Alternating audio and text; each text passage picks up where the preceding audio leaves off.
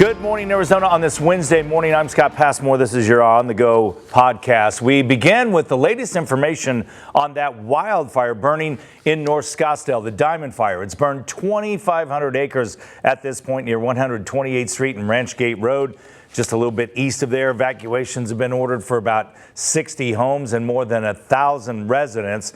So that evacuation zone is 136th Street to 152nd Street from Rio Verde to Joe Max. The Red Cross has also set up a shelter for anyone that has been evacuated. It's at Cactus Shadows High School. Crews say you can bring all of your belongings and just head over there if you need a place to stay. There's also an animal shelter at the Cave Creek Rodeo Grounds. Scottsdale Fire says the Diamond Fire broke out just after 5 p.m. yesterday, and they quickly started to fight the fire from the ground and then called in air support. DC-10s were out there assisting right away until dark, and we caught up with some residents who got word when they had to evacuate. Well, my wife gave me a call just stating that they're evacuating our community. It's a brand new community over here in North Scottsdale, and she got out and didn't take the dog, so we're a little nervous. We haven't been evacuated, but we're building a home in the area that was evacuated. So our friend told us this was happening. He was out here mountain biking, and so we came out to see what's going on. And also on fire watch this morning, Forest Service crews working a wildfire in southern Arizona. The Western Hemp Fire is near the Army base of Fort Huachuca, just outside of Sierra Vista.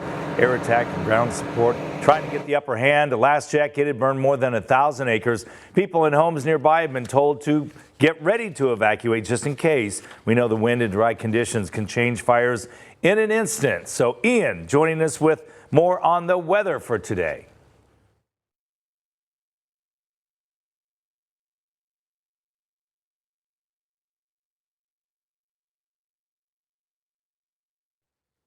Meanwhile, when it comes to wildfires, despite those two burning right now, Arizona is actually seeing less fires this summer compared to last. Doesn't mean we're in the clear, though. We know we're heading into some of the hottest and driest days ahead of us. So we're closely watching several wildfires, but in general, fire season has not been as bad. The Department of Forestry says wildfires have burned 37,000 acres so far, compared to about 95,000 this time last year, and some of that land was allowed to burn in a controlled way to clear the forest of any fuels.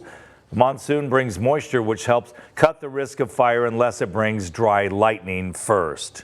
The first couple of weeks when we do start seeing thunderstorms from monsoon activity, we typically get a lot of dry lightning, which can be very problematic for us. And restrictions are increasing this week in the high country. Starting tomorrow, no campfires, no smoking. You can only use propane grills, but wood and charcoal will be banned. This is for Flagstaff, the rest of Coconino County, and the Coconino and Kaibab National Forests. We've got breaking news this Wednesday morning. Maricopa police officers recovering in the hospital after being shot overnight. This near Hartman and Honeycutt Roads. That officer was shot in the leg. We're told it all started after 3 teens were breaking into cars in the area. We know all 3 of those teens are in police custody. And Phoenix police officers are also investigating after 2 teen boys were shot last night near 39th Avenue in Maryland. Police telling us one was taken to the hospital with life-threatening conditions. The other one is going to be okay. And of course, we'll continue to follow both of these stories. A deputy in Pinal County shot and killed an armed suspect accused of lighting a fire inside a garage. The flames spreading to other buildings in the area. Apache Junction Police and the Pinal County Sheriff's Office first responded to calls from a neighbor regarding a domestic violence incident. And when officers arrived, the suspect was recklessly driving a motorhome in Apache Junction. The suspect then returned home where he barricaded himself after ramming into a Pinal County Sheriff's Office vehicle. And during the standoff, the suspect was seen with a knife and a handgun. And that's when the Pinal County Sheriff's Office says the adult male started a fire in a garage that spread to at least 2 other nearby properties. As police tried to negotiate with the suspect, the officer-involved shooting happened and the suspect died.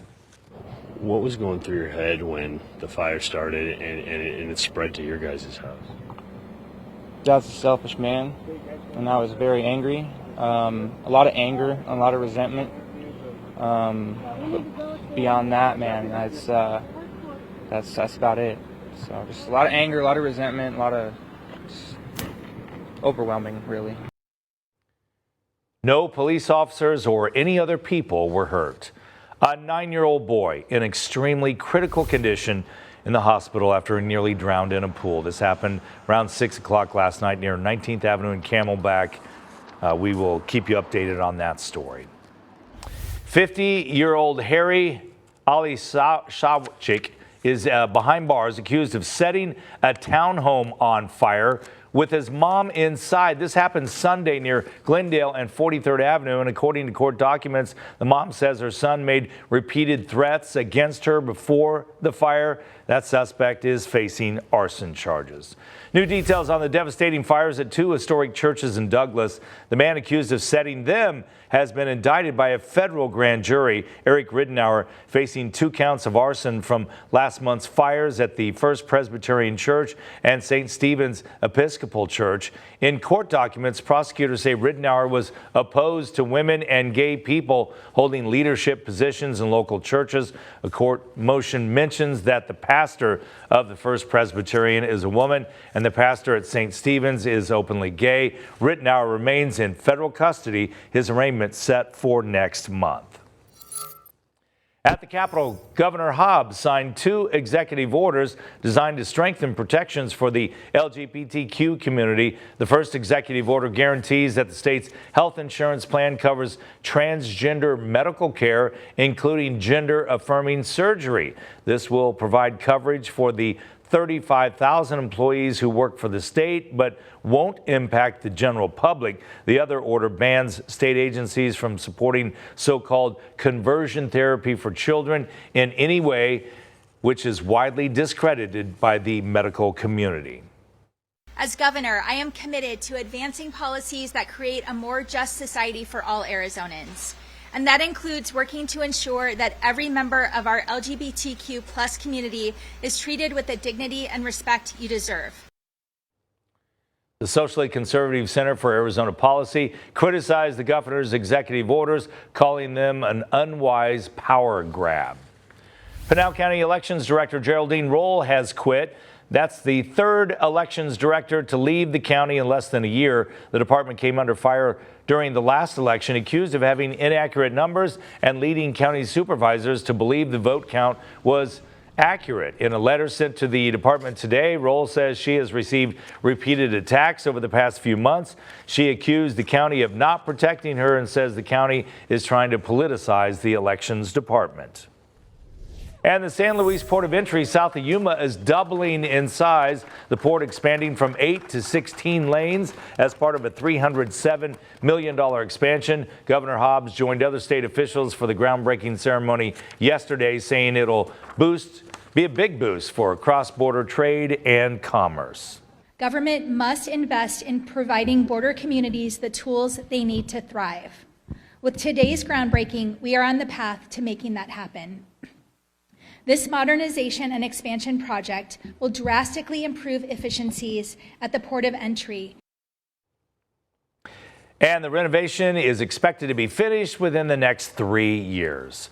A Valley developer wants to build the tallest high-rise in the state in downtown Phoenix. Right now, the old Chase Tower is the tallest at 40 stories, but this new proposed development near 2nd Avenue in Van Buren would be 50 stories. The $535 million project calls for a luxury hotel, apartments, offices, retail stores, and a ground floor restaurant. And you can see that the project would be surrounded by other high-rise apartments, one that's 26 stories, another that's 17. By the way, the project is getting backlash. All of this put together just is a huge mishmash that is just the 800-pound gorilla sitting, in the middle of our neighborhood, and it just doesn't fit. I've never seen a case where you're going to make everyone happy, but development and growth happens, but it has to happen responsibly. The Phoenix City Council expected to vote later today on whether this new development will be given the green light to move forward with its proposed tax breaks. Well, the wind today is going to be similar to what we saw yesterday. And yes, it does kind of dictate fires. So we're looking at winds out of the southwest to the northeast. That means they'll be blowing from the southwest to the northeast, sustained at about 15 or so miles per hour. I think the gusts are going to get up into the 25 mile per hour range. And that's kind of what we saw yesterday. It's also going to be hot and it's going to be very dry out there. And we have red flag warnings, which means high fire danger in that area. Temperatures in Phoenix and the surrounding area are going to be in the 105 to 109 range. We're not looking at any rain out there. We are going to start to see temperatures hold steady, maybe dip a couple degrees for the next couple of days, and we will bring the wind down. But then the heat is on. We are talking very hot temperatures by the time we get to your weekend. 113, which will be a first alert day because of the heat. And same story for Sunday, 113 degrees. And we're going to stick with this pattern for at least the next couple of days. So very toasty temperatures as we head into your 4th of July weekend. If you are going to be outside recreating for the holiday, please be careful out there.